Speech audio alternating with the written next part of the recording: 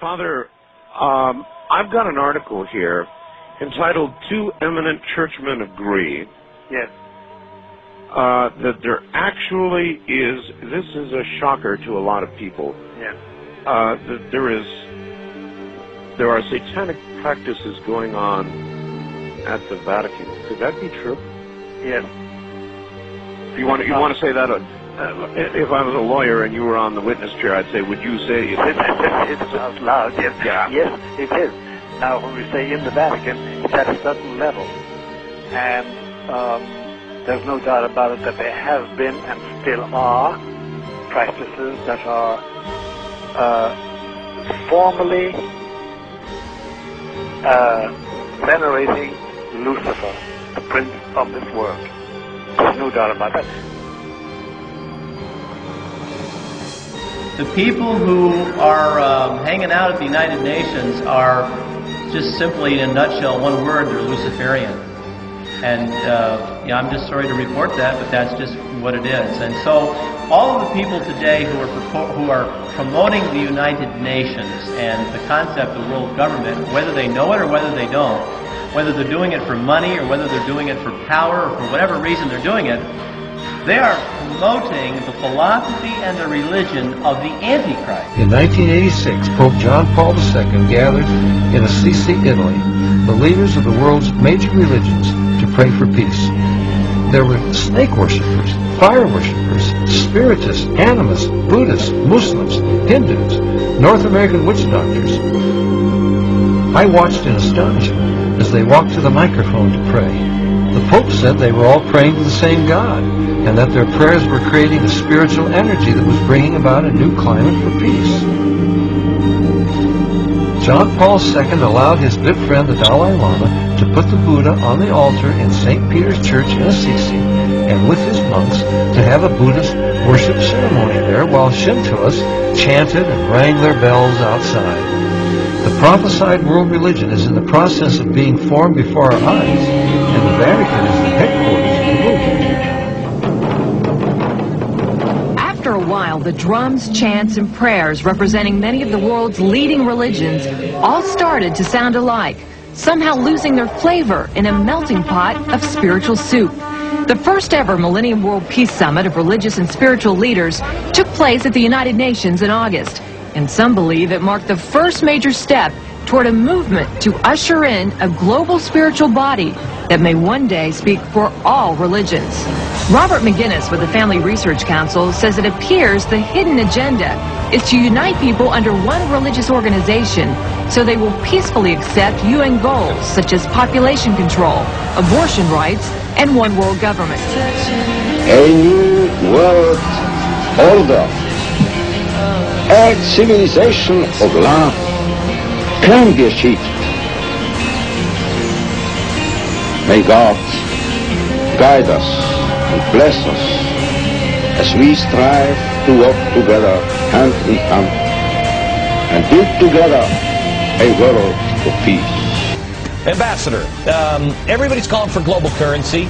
I think part of this is a game, but I think also part of it is now the UN is saying, you know what, we should have a global currency. Pope Benedict XVI is calling for a new world financial order. It's also a movement to tie the entire globe together into one big government. Well, now there's call for America to give up our dollar for a global currency. Gee, I think I've read that in a book somewhere. Oh, the Bible, the Bible, the Bible. And down below, here he is meeting with members of the Trilateral Commission. Steering Committee, all members of the Council on Foreign Relations, a bunch of Marxist hoodlums made up of people like Zbigniew Brzezinski and David Rockefeller, and CEOs, Henry Kissinger. Here he is getting a little blessing from one of the adorers of Shiva, Bombay. Something is wrong. Do we not recognize something is wrong? I know all you do, but you know, you show these pictures to somebody outside a Novus Ordo church and they say, well, what's the problem? This is at a Buddhist temple. I'll give you the date, May 10th, 1984.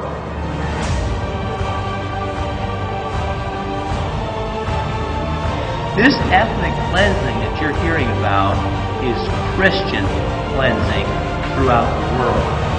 And as the Antichrist becomes more powerful, you're just simply going to see more and more and more of it. Now here, we have a picture of John Paul II hand in hand with the communist 33rd degree Mason, Nelson Mandela. Most all the blacks think that Nelson Mandela is the great black hope to South Africa.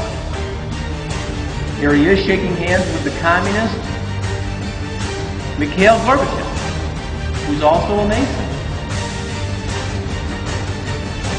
We are in the middle of spiritual warfare. But the point is that I think some of us, at least, are here because we realize that there's a real problem today. But the people who are on the outside looking in, this is not what they see. They're watching leadership of the Catholic Church meet with members of the Communist Party, like Togliatti in Italy. And they're asking themselves, how can this be? I think we're in the last days. How we got here is anybody's guess, I suppose. Those who hate evil, I don't think support it. And those who understand false religions, I don't think hang around with members of the occult.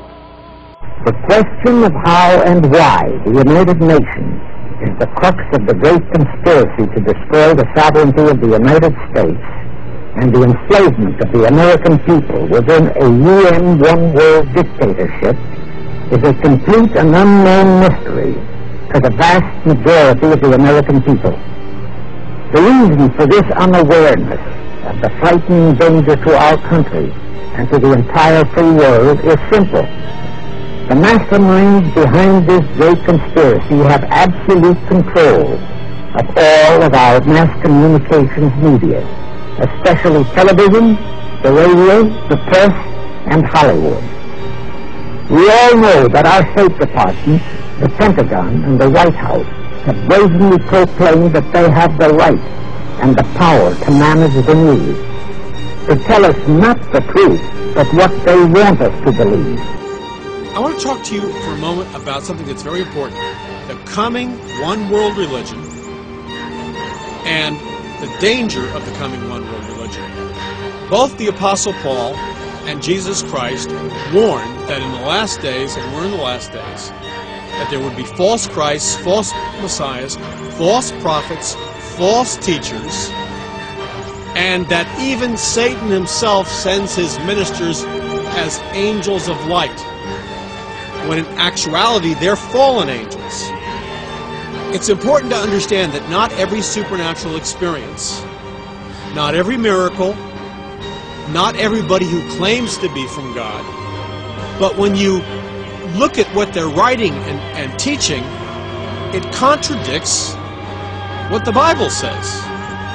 In other words, it's teaching a message that's the exact opposite of what the Old Testament and New Testament say.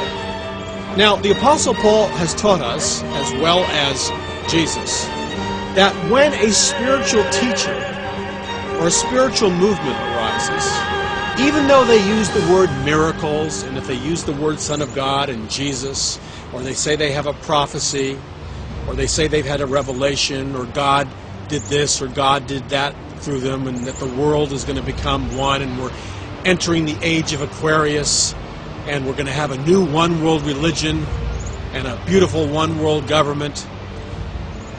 These are wolves in sheep's clothing.